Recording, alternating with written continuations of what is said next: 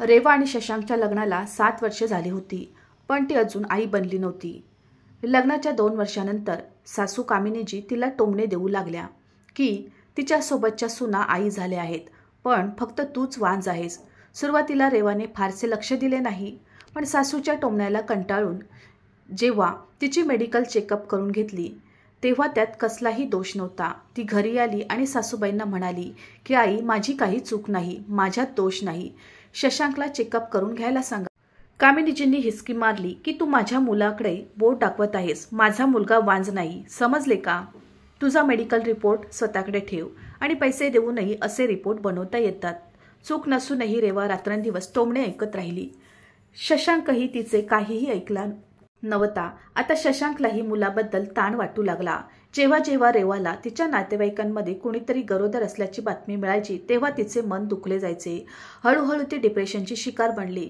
घरच्या कामातही ती चुका करू लागली. तिचे मन सतत जड वाटत होते. कोणीतरी फोन करतो किंवा ती कुठेतरी गेली की सगळे तिला मुलाबद्दल विचारू लागतात. त्यामुळे रेवाने कोणालाही भेटणे आणि फोनवर बोलणेही बंद केले होते. तणावामुळे तिची प्रकृती दिवसेदिवस खालावत चालली होती. तिची व्यथा कोणाला समजणार नव्हती. कधी कधी रेवा अचानक जोर जोरात रडायला लागायची. कधी कधी ती शून्यात टक लावून बसायची. शशांक तिला डॉक्टरांकडे घेऊन गेला होता, पण औषधांचाही काही परिणाम होत नव्हता. सासू तिला खूप सांगू लागली की कधी कधी तिला झटकेही येऊ लागले. शशांकला आता घरी यावेसे वाटले नाही. घरातील तणावपूर्ण वातावरण त्याला ग्रासून टाकू पाहत होते. कामिनीजी आपल्या मुलावर पुन्हा लग्न करण्यासाठी सतत दबाव आणत होती. जेव्हापासून रेवा आजारी पडू लागली तेव्हापासून शशांक तिच्या जवळही गेला नाही. आणि त्याच दरम्यान शशांकची भेट रेवाची चुलत बहीण कस्तुरी हिच्या लग्न समारंभात झाली. कस्तुरीचे आई वडील गरीब होते, पण कस्तुरीची मोठी स्वप्ने आणि महत्वाकांक्षा होती. तिला गरिबीचे जग सोडून लवकरात लवकर श्रीमंत व्हायचे होते आणि तिला शशांकसारख्या श्रीमंत मुलाचे आकर्षण होते. कधी कधी बहिणीच्या नशिबाचा तिला हेवा वाटायचा की तिच्या बहिणीला शशांकसारखा हुशार आणि श्रीमंत नवरा का मिळाला. त्या लग्नात कस्तुरीने शशांकला सौंदर्याचा हिसका दाखवून आपल्या ताब्यात घेतले होते. दोघांनी एकमेकांचे फोन नंबर घेतले होते. शशांकही त्याच्या एकटेपणाला कंटाळला होता आणि कस्तुरीच्या गमतीशीर चर्चा आणि सौंदर्याच्या जाळ्यात अडकत राहिला. आता दोघेही रात्री उशिरा फोनवर बोलायचे. बोलत असताना दोघेही एकमेकांच्या अगदी जवळ आले. बोलता बोलता भेटीगाठी सुरू झाल्या आणि हळूहळू शशांक आणि कस्तुरीच्या सगळ्या सीमा तुटू लागल्या. आणि एक दिवस कस्तुरीने शशांकला लाजच सांगितले की ही चांगली बातमी आहे, तू बाप होणार आहेस. शशांकला आपल्या कानावर विश्वास बसत नव्हता. जी आनंदाची बातमी ऐकण्यासाठी तो इतके वर्ष तळमळत होता, तो आनंद त्याला आज कस्तुरीच्या माध्यमातून मिळाला. त्याला खूप आनंद झाला, पण पुढच्या क्षणी तो रेवाबद्दल विचार करून थोडा घाबरला. रेवाला हे सगळं कळल्यावर काय होईल? शशांक जरी रेवावर खूप प्रेम करत असे, पण आता कस्तुरीने रेवाची जागा घेतली होती. आणि असो, मुलाला पाहून कस्तुरीने शशांकच्या आयुष्यात महत्त्वाचे स्थान निर्माण केले होते. एके दिवशी शशांकने त्याची आई कामिनीजींना सर्व काही सांगितले. आनंदाने कामिनीजींचे पाय जमिनीला शिवत नव्हते. मुलाला आशीर्वाद देताना त्या म्हणाल्या की मला माहीत आहे की माझ्या मुलामध्ये कोणताही दोष नाही. आता मला माझ्या कुटुंबाचा वारस नक्कीच मिळेल. मी खूप दिवसापासून म्हणत होते की या वाद सुनेला घराबाहेर पाठव, मी तुझं पुन्हा लग्न करून देईन. पण असं असलं तरी कधीही न होण्यापेक्षा उशीर झालेला बरा.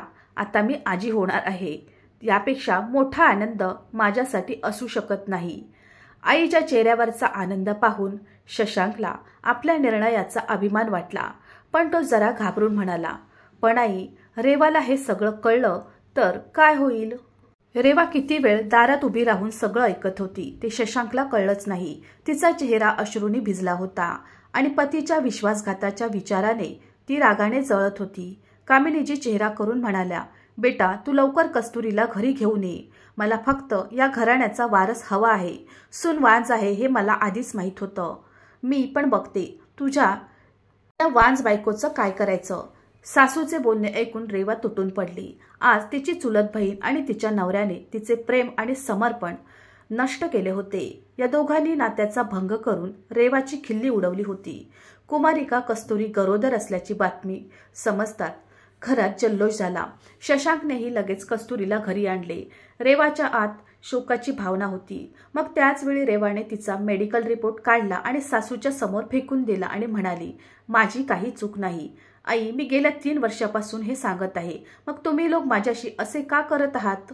सासू रिपोर्ट धरत म्हणाली, आता या कागदांच्या गठ्ठ्यांचा माझ्यासाठी काहीच अर्थ नाही. मला खरोखरच माझ्या कुटुंबाचा वारस मिळणार आहे. आता कोणत्याही वैद्यकीय अहवालाची गरज नाही, हे माझ्या मुलाने दाखवून दिले आहे. रेवाला इतका ताण सहन होत नव्हता. तिचे शरीर थरथर कापू लागले, डोळ्यातून अश्रू वाहू लागले आणि तिला चक्कर येऊ लागली. तिला झटका आल्याचे पाहून सासूने आरडाओरडा केला आणि तिथून पळ काढला. शशांक धावतच हॉलमध्ये आला आणि रेवाची काळजी घेतली. त्याने तिला बेडवर झोपवले आणि पुन्हा शुद्धीवर आणण्याचा प्रयत्न करू लागला. काही वेळाने रेवाची तब्येत थोडी सुधारली आणि शशांकने तिला औषध दिले. औषध घेताना रेवाच्या डोळ्यातून अश्रू वाहू लागले. तिने शशांकचा तळहात घट्ट पकडून त्याच्या डोळ्यात पाहिलं. जणू ती प्रश्न विचारत होती की इतकं प्रेम आणि काळजी असताना आमच्या नात्यात तिसऱ्या व्यक्तीला स्थान कसं आलं? शशांक नजर टाळू लागला आणि हळूच डोकं टेकून खोलीतून बाहेर पडला. रेवाला आश्चर्य वाटले की मुलासाठी नैतिक मूल्यांचे महत्त्व नाही का? शशांकचे रेवावर खूप प्रेम होते, पण आपल्या कुटुंबाला वारस देण्याच्या नादात त्याने रेवावर मोठा अन्याय केला होता. शशांक खोलीतून बाहेर येताच त्याची आई ओरडली, आता या वेड्या सुनेला मी माझ्या घरात 1 मिनिटही सहन करू शकत नाही. मी तिच्या वडिलांना फोन केला आहे की तुमच्या मुलीला घेऊन जा आणि तिच्या आई वडिलांच्या घरी सोडा, अन्यथा तिच्या वेडाखाली आलेल्या मुलांनाही ती इजा करू शकते. शशांक एकदा या मार्गावर निघाला होता. तिथून परतणे अवघड होते. आईच्या सल्ल्यानुसार त्याने रेवाला तिच्या वडिलांच्या घरी सोडले. रेवालाही तिच्या नवऱ्याकडून काही अपेक्षा नव्हत्या. ती स्वतःशी काहीतरी बडबडत राहिली आणि वेड्यासारखं वागू लागली. मुलीची ढासळलेली अवस्था पाहून तिच्या गरीब वडिलांच्या डोळ्यात अश्रू होते. आपल्या मुलीला न्याय मिळवून देण्यासाठी काहीही करण्याची हिंमत त्यांच्यात नव्हती. मोठ्या कष्टाने त्यांनी आपल्या मुलीवर उपचार सुरू केले. सुरुवातीला रेवा पूर्णपणे गप्प राहिली, पण हळूहळू तिने सत्य स्वीकारायला सुरुवात केली. वडिलांच्या म्हाताऱ्या डोळ्यात पाणी पाहून तिने हिंमत गोळा केली आणि पुन्हा जगण्यासाठी धैर्य गोळा केले. शशांकने घटस्फोटाची कागदपत्रे पाठवली होती. रेवाने शांतपणे सही केली. आता ती शशांकचा तिरस्कारही करत नव्हती आणि प्रेमही करत नव्हती. तिचा फक्त देवाच्या शाश्वत सामर्थ्यावर विश्वास होता आणि तिला हे माहीत होते की एक ना एक दिवस शशांकला त्याच्या पापाची फळे नक्कीच भोगावी लागतील. परमपिता देवावर अतूट श्रद्धेने ती आपले अश्रू पीत होती. लवकरच 5 महिने उलटून गेले. रेवाच्या प्रकृतीत सुधारणा झाली होती. आता ती एका अनाथ आश्रमात काम करू लागली आणि ती लहान मुलांच्या हसण्यातून आपल्या मनातील वेदना सांगू लागली. एके दिवशी ती आश्रमातून बाहेर येत असताना एक माणूस अचानक तिच्या समोर उभा राहिला. त्याचा निस्तेज चेहरा, कोरडे केस आणि बिघडलेली अवस्था पाहून रेवा थक्क झाली. पुढच्या क्षणी तिने तोंड फिरवले, कारण त्याला पाहताच तिला तिच्या जुन्या जखमा आठवल्या. शशांकने तिचा रस्ता अडवला आणि म्हणाला, प्लीज रेवा, माझे 2 मिनिटे ऐक. तुला माहिती आहे माझे तुझ्यावर किती प्रेम आहे. रेवा जळत्या डोळ्यांनी त्याच्याकडे पाहत म्हणाली, प्रेम? शशांकला तिच्या नजरेची उष्णता सहन होत नव्हती आणि जमिनीकडे पाहू लागला. तो म्हणाला, म्हणजे लग्नानंतरच्या सुरुवातीच्या दिवसात मी तुझ्यावर खूप प्रेम केले. त्या प्रेमाबद्दल जाणून घेण्यासाठी फक्त 2 मिनिटे माझं ऐक.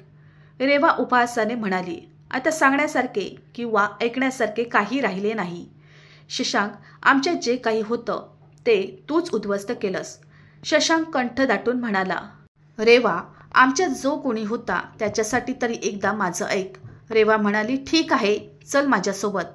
त्यानंतर रेवा अनाथ आश्रमाच्या उद्यानात गेली आणि एका बाकावर बसून ती म्हणाली, हो तर सांग, तुला काय म्हणायचे आहे? शशांक खोल घशाने म्हणाला, रेवा, मला माफ कर. कस्तुरीने माझ्यावर मोठी चाल खेळली. ज्या मुलाचा तिला अभिमान होता तो माझा नव्हता. ते मूल तिच्या प्रियकराचं होतं. एक दिवस मी ऑफिसला गेलो होतो.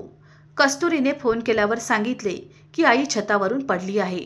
मी घाबरून घरी पोचलो तेव्हा आई रक्ताच्या थारोळ्यात पडली होती.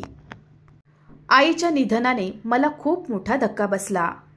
संसारात येणाऱ्या मुलाच्या आगमनाने एवढी आनंदी झालेली आई गेली आणि हे जग सोडून निघून गेली. मला धक्काच बसला होता. मी रात्रभर झोपू शकलो नाही. कस्तुरी मला झोपेची औषधे देऊ लागली. एका रात्री मी झोपेचे औषध घ्यायला विसरलो. वादळी रात्री कस्तुरी तिच्या प्रियकराशी फोनवर बोलत होती. मी सगळं ऐकलं. ती म्हणत होती की त्या दिवशी दुपारी तू मला भेटायला घरी आला होतास तेव्हा माझ्या म्हाताऱ्या सासूला आमची हकीकत कळली होती. म्हणून मी त्या वृद्ध महिलेला वरून ढकलले. आता थोड्याच दिवसात मी शशांकला प्रेमाच्या गोड शब्दांनी आकर्षित करीन आणि सर्व मालमत्ता माझ्या नावावर करून घेईन आणि त्यानंतर मी त्याला सोडून कायमची तुझ्याकडे येईन.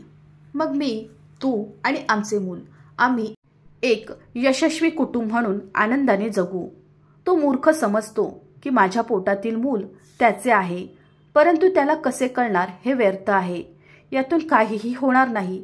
मला माहीत होते की तो बाप झाल्याची बातमी ऐकून आनंदाने वेडा होईल आणि सर्व काही करेल आणि मग पत्नीलाही सोडून जाईल. या कमकुवतपणाचा मी फायदा घेतला.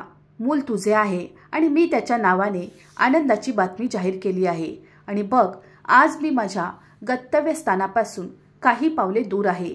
हे सर्व ऐकून मी थक्क झालो. मी शांतपणे माझ्या मोबाईलमध्ये सर्व काही रेकॉर्ड केले आणि लगेच पोलिसांपर्यंत पोहोचलो.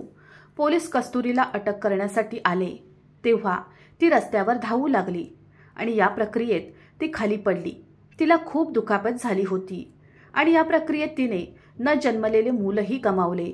आज ती तुरुंगाच्या मागे असून पोलीस तिच्या प्रियकराचाही शोध घेत आहेत. माझ्या आयुष्यातील सर्व काही उद्ध्वस्त झाले. कदाचित मी तुला दुखावले असेल म्हणूनच मला तुझा शाप लागला. पण आता मी पूर्णपणे एकटा आहे. मला तुझी साथ हवी आहे. मी माझी वैद्यकीय तपासणी करून घेतली आहे. मी कधीच बाप होऊ शकत नाही. दोष माझ्यात होता, पण मी तुझे चांगले केले नाही. परत ये रे वा. माझ्या मनात अजूनही तुझ्यासाठी खूप प्रेम आहे.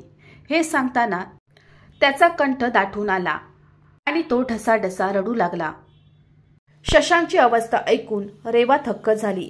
ती उठताना म्हणाली, आता माझ्याकडे तुझ्यासाठी काही नाही. मी काही कोणतीही वस्तू नाही.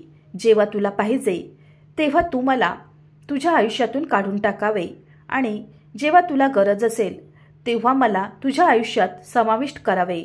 मी तुला कधीही माफ करू शकत नाही किंवा तुझ्या आयुष्यात पुन्हा सामील होऊ शकत नाही. ती नुकतीच पार्कमधून बाहेर पडली होती.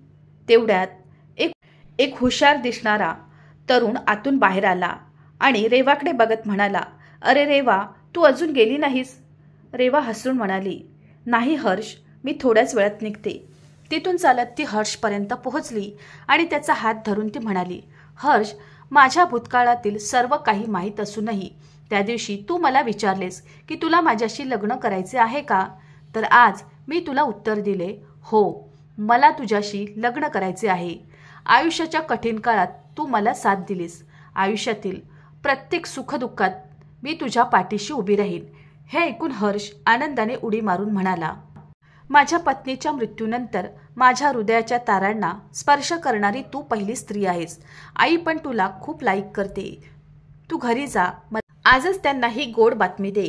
हर्षचा हात धरून रेवा तिच्या भूतकाळापासून एका पाठोपाठ एक नवीन प्रवासात निघून गेली. शशांकने हे ऐकण्यासाठी रेवा मुद्दामच मोठ्या आवाजात बोलली होती. रेवा आणि हर्षच्या चेहऱ्यावरचा आनंद पाहून शशांक माथा टेकून तिथून निघून गेला. आज ना त्याला स्वतःचे कुटुंब होते, ना आई आणि ना कुटुंबाचा वारस. लवकरच रेवा आणि हर्षचे लग्न झाले आणि 2 वर्षांनी एका लाडक्या मुलीच्या जन्माने रेवाचे मन आनंदाने भरले. अनाथ आश्रमात काम करणाऱ्या हर्षला पती म्हणून मिळवल्यानंतर रेवा सुखी जीवन जगू लागली. मित्रांनो, मला आशा आहे की तुम्हाला आमची कथा आवडली असेल. कथा आवडली असेल तर व्हिडिओला लाईक करा. चॅनलवर नवीन असाल तर चॅनलला सबस्क्राईब करा आणि हो, नोटिफिकेशन बटन दाबा, जेणेकरून तुम्हाला पुढील अपडेट्स सर्वात आधी मिळतील. तुमचा मौल्यवान वेळ कथा ऐकण्यासाठी दिल्याबद्दल धन्यवाद. पुन्हा भेटू अशाच एका नवीन कथेसोबत.